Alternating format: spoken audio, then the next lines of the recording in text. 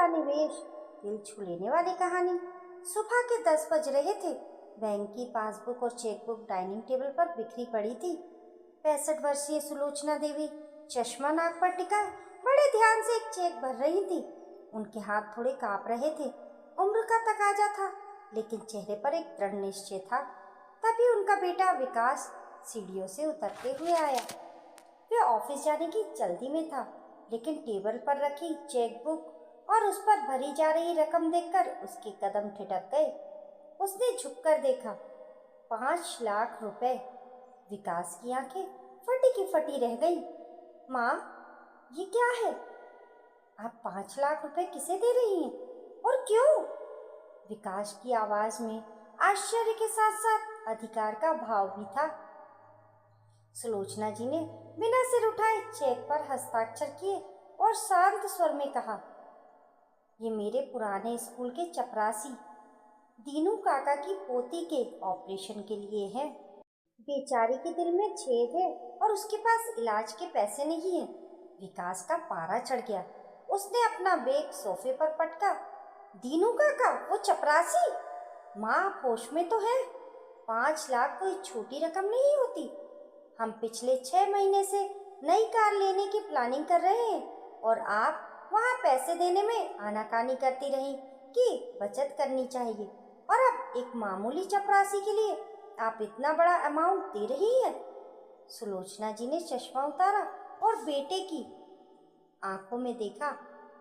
विकास, car हमारे पास पहले से है, काम चल रहा है, लेकिन उस बच्ची के पास सांसें कम है, उसका काम नहीं चल रहा।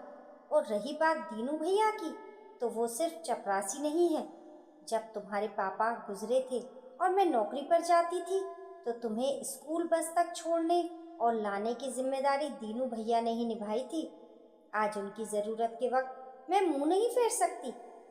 माँ, वो सब तो ठीक है, पर ये इमोशनल होकर पैसे लुटाने का क्या मतलब?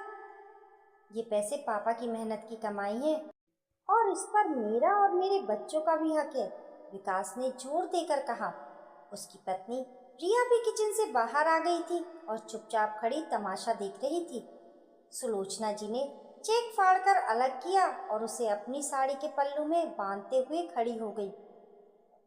उनकी आंखों में अब वो ममता नहीं, बल्कि एक स्वाभिमानी औरत की चमक थी। उन्होंने विकास की आंखों में आंखें डालकर कहा, पैसे मेरे हैं, तुम्हें क्या परेशानी है? तुमसे तो नहीं मांग रही। कमरे में सन्नाटा पसर गया। विकास को उम्मीद नहीं थी कि माँ इतना रूखा जवाब देंगी। माँ, आप ऐसे कैसे बोल सकती हैं? मैं आपका बेटा हूँ। बुढ़ापे में आपकी देखभाल मैं ही तो करूँगा। अगर आप आज ऐसे पैसे लुटा देंगी, तो कल को अगर आप बीमार पड़ी तो? विकास ने भावात्मक दांव खेला।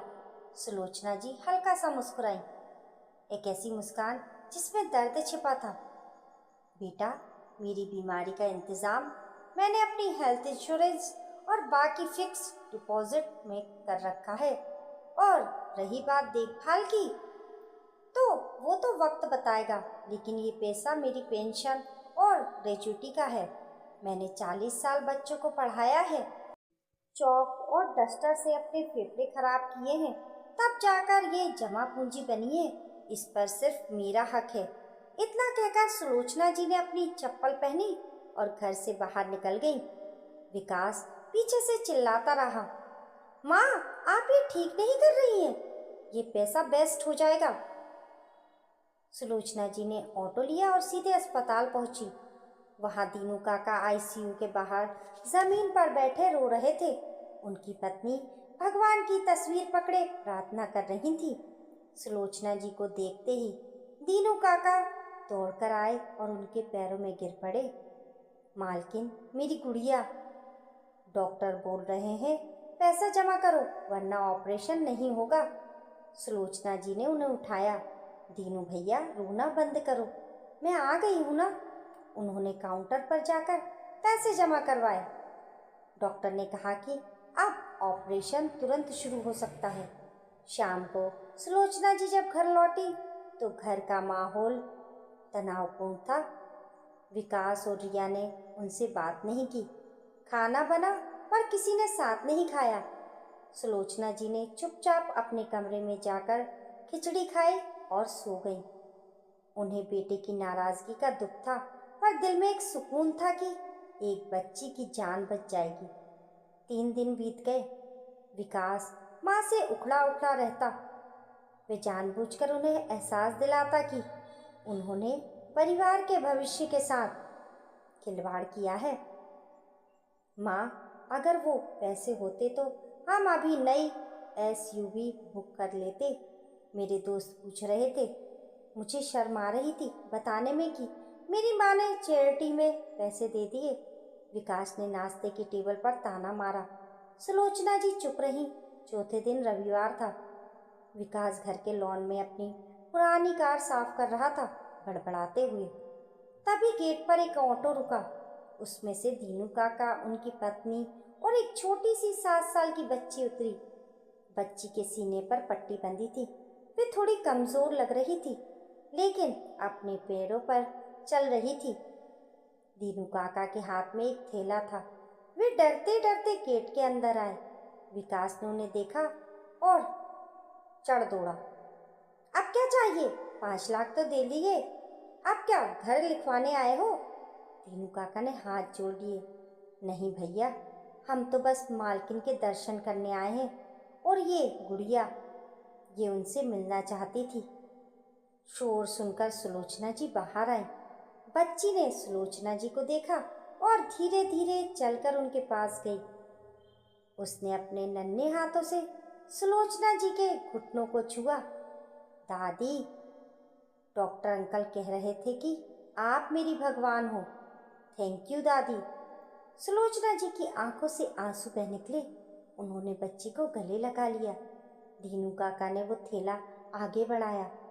उसमें उनके गांव के खेत की ताजी सब्जियां और एक पुराना पीतल का लोटा था। मालकिन, हम आपके पैसे तो शायद इस जन्म में नहीं चुका पाएंगे, पर ये हमारे खेत की पहली सब्जी है। और ये लोटा, ये मेरे दादाजी का है। हमारे घर की सबसे कीमती चीज़, इसे रख लीजिए। हमें लगेगा कि हमने कर्ज का एक छोटा हिस्सा चुकाया है। सुलोचना जी ने सब्जियां रख ली, पर लोटा वापस कर दिया। दीनू भैया, ये जान की कीमत नहीं थी, ये एक इंसान का दूसरे इंसान के प्रति फर्ज था। इसे अपने पास रखो। ये सब चल रहा था कि अचानक विकास का 8 साल का बेटा आरव, जो अपनी बालकनी से सब देख रहा था, नीचे दौड़कर आया। पापा। आरव ने विकास का हाथ खींचा। क्या है आरव? विकास अभी भी गुस्से में था। पापा, जब मैं बीमार था ना लास्ट मंथ, तो आपने डॉक्टर को बहुत पैसे दिए थे ना? आरव ने मासूमियत से पूछा। हाँ तो डॉक्टर ने आपको थैंक यू बोला था? नहीं, डॉक्टर क्यों बोलेगा, वो उसका काम था। मैंने पैसे दिए थे, विकास ने झुझलाते हुए कहा। पर पापा, आरव ने दीनू काका की तरफ इशारा किया। दादी ने पैसे दिए तो ये अंकल रो क्यों रहे हैं? और वो लोटा क्यों दे रहे हैं? और आप तो कहते थे पैसे से कार आती है, पर दादी के पैसों से तो ये दीदी वापस आ गई। कार ज्यादा जरूरी है या ये दीदी? एक 8 साल के बच्चे के सवाल ने विकास को जड़ कर दिया। वे अवाक खड़ा रहा। उसने देखा कि दीनू काका सुलोचना जी के पैरों की धूल अपने माथे पर लगा रहे थे। उस दृश्य में एक ऐसी पवित्रता थी जो किसी भी महंगी कार या बैंक बैलेंस से बहुत ऊपर थी। विकास को अचानक अपने कहे शब्द याद आए। पैसे वेस्ट हो जाएंगे। क्या सच में पैसे वेस्ट हो गए थे? सामने एक हंसती खेलती बच्ची खड़ी थी जिसे नया जीवन मिला था। उसकी माँ के चेहरे पर निश्चिंतता थी और सुलोचना जी, उनके चेहरे पर एक ऐसा तेज था जो विकास ने बरसों से नहीं देखा था। विकास का अहंकार पल भर में चकनाचूर हो गया। उसे अपनी संकीर्ण सोच पर घिन आने लगी।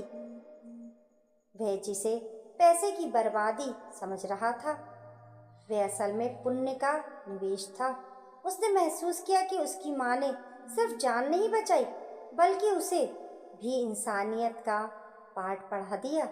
दीनू काका के जाने के बाद सुलोचना जी लॉन में कुर्सी पर बैठी थी। विकास धीरे धीरे उनके पास गया और उनके पैरों के पास जमीन पर बैठ गया। सुलोचना जी ने उसे देखा पर कुछ कहा नहीं। माँ, विकास का गला भराया, गाड़ी तो पुरानी भी चल जाएगी, पर अगर मेरी सोच पुरानी रह गई तो मैं कभी बड़ा नहीं बन पाऊंगा। सुलोचना जी ने उसके सिर पर हाथ रखा। माँ, मुझे माफ कर दीजिए। विकास की आंखों से आंसू टपककर सुलोचना जी के पैरों पर गिरे। मैं पैसों के गणित में इतना उलझ गया था कि जीवन का गणित भूल गया।